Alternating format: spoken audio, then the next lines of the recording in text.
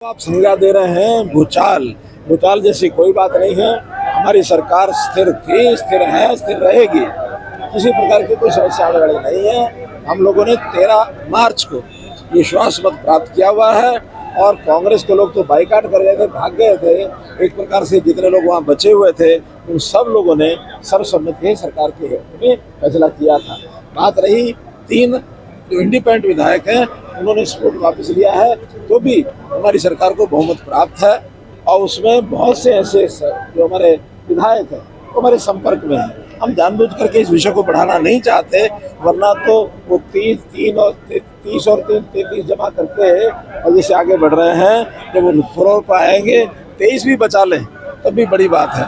आज हरियाणा में भारतीय जनता पार्टी की हरियाणा सरकार के जो लोगों के अंदर जितना उत्साह है, उस उत्साह को देखते हुए ये 3 भी पछताएंगे और खाली पछताएंगे नहीं। कुछ लोगों ने तो संपर्क करना शुरू कर दिया है, गलती हो गई है, हमको वापस ले लो। हमने कहा थोड़ा इंतजार करो। सर, जेजेपी के विधायकों से आपने मुलाकात की है? ये है, ऐसा नहीं कि नहीं किया, वो पहले हमारे संपर्क में है। मैंने बताया कांग्रेस के लोग भी संपर्क में हैं, उनसे भी जब उनके साथ मीटिंग करेंगे तब उनकी भी आंखें खुल जाएंगी। हम कहते हैं चुनाव ठीक ठाक निकल जाए, इसमें नहीं तो मुँह की खानी पड़ेगी उनको, और वो मुँह की खाने के लिए उनको भी पता है बहुत ज़्यादा किसी प्रकार का आग्रह दुराग्रह उनका नहीं है। एक मीटिंग वो करेंगे, हो सकता है गवर्नर साहब कभी भी कर लें, तो गवर्नर साहब और स्पीकर साहब ने अपने रोल करने हैं, उसमें हमें किसी प्रकार की कोई चिंता नहीं है। सर, क्या बीजेपी के भंवर में दुष्यंत चौटाला और कांग्रेस के बड़े दिग्गज लीडर हैं भूपेंद्र सिंह हुड्डा, वो तो नहीं फंसते हुए नजर आ रहे आपको? देखिए, जब ये जनता में पटाक्षेप होगा चीजों का, तो जो फंसेगा सो फंसेगा। हम तो कोई ऐसा नहीं फंसाएंगे, वो जनता के भंवर में फंसेंगे। हमने कोई भंवर का जाल नहीं फैलाया है। हमारी सरकार सुरक्षित है, सरकार सुरक्षित रहेगी। ये अगर भंवर में फंसेंगे तो जनता के भंवर में फंसेंगे। आपके संपर्क में है क्या? कांग्रेस से कुछ विधायक? बता तो रहा हूँ, और क्या बोलना। सर, भूपेंद्र सिंह हुड्डा भ्रष्टाचार का आरोप बीजेपी में लगा रहे हैं। जितने भ्रष्टाचार के आंकड़े उनके सामने आ रहे हैं वो आपको पता ही है। उनके लीडरों के बेटे आपके इसी जैसे साथ के जिले से बेटे फंसे पड़े हैं, अंदर गए पड़े हैं, और उनके बापों का भी पता नहीं है।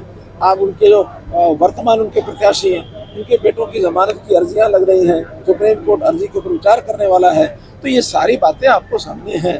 मैं नाम लेता अच्छा नहीं लगता, सबको सबका पता है, इसलिए वो बच के अपने आप को बचा लें, बहुत बड़ी बात है। मेरे खिलाफ जो कैंडिडेट है वही भगोड़ा घोषित किया हुआ था, वो जाकर के जमानत लेके आया है।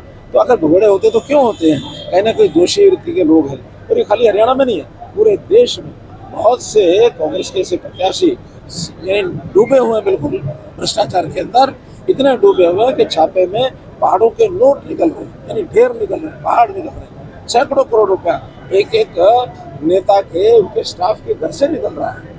तो आखिर ये सारी चीजें जनता देखती है, केवल अखबारों की सुर्खियों के लिए नहीं है, जनता इसको महसूस करती है। और ये चीज़ें हरियाणा में भी है, बाहर भी है। आखिर उनके ऊपर भरोसा कौन करेगा? हमने तो 1.5 महीना पहले अपने प्रत्याशी घोषित कर दिए थे, हमारी कोई समस्या नहीं है। लेकिन वो 1.5 महीने तक यहाँ की लिस्ट जा रही है, स्क्रीनिंग हो रही है, ये हो रहा है, वो हो रहा है, अंदर खाते क्या चल रहा है आपको पता तो हो, लेकिन आप शायद बोलेंगे नहीं, मैं उसकी जानकारी रखता हूँ। भूपेंद्र सिंह हुड्डा ये कह रहे हैं मेरी हार का बदला ले लेना, सोनीपत में आके बोल के गए। मैं तो कह रहा हूँ आपकी हार का बदला लेंगे नहीं लेंगे, उन्होंने अपनी तकलीफ को जरूर कम कर दिया। क्या पिछली बार हारे तो 10 थे, तकलीफ तो 2 ही की थी, सोनीपत रोहतक की। इस बार सोचा भी 2 की तकलीफ फिर ना सहनी पड़े, 1 की सहन कर लेंगे। इसलिए दोनों नहीं खड़े होते, 1 खड़े होंगे, ये तो स्वीकार कर लिया उन्होंने। तो वो अपनी तकलीफ को आधा करके गए हैं, तकलीफ उनको होनी है। दुष्यंत चौटाला लगातार कह रहे हैं कि 400 पार का नारा दिया, पहले 75 पार का नारा दिया। मैं तो कह रहा हूँ वो कह रहे हैं, तो बाकी जनता ने देखना, ऐसा नहीं कि जनता ने नहीं देखना। अब जिस प्रकार का तमाशा अब हो रहा है, ये उस समय भी हुआ था, ये 2019 में भी हुआ था। 2019 में हमारे वोट 3% बढ़े थे। अगर नहीं आंकड़े हो तो मैं दे देता हूँ। 34% वोट थे हमारे 2014 में, 37% मिले थे हमको 2019 में। लेकिन 14 में तो किसी को लगता ही नहीं कि सरकार आ जाएगी। 19 को सबका लगता था कि सतर्क रहना चाहिए, और जो गठबंधन आज बन रहे हैं, ये गठबंधन उसके बाद से बन गए, तो गठबंधन बन गए, वोट ज़्यादा आने के बाद भी सीटें 5 कम हो गई। सीट कम ज़्यादा नहीं है, हमारा वोट परसेंट पहले भी बढ़ा था, इस बार भी बढ़ेगा, और बढ़ने के बाद चाहे लोकसभा में 10 की 10 सीटें जीतेंगे, विधानसभा में भी कंफर्टेबल मेजोरिटी से। Thank you sir.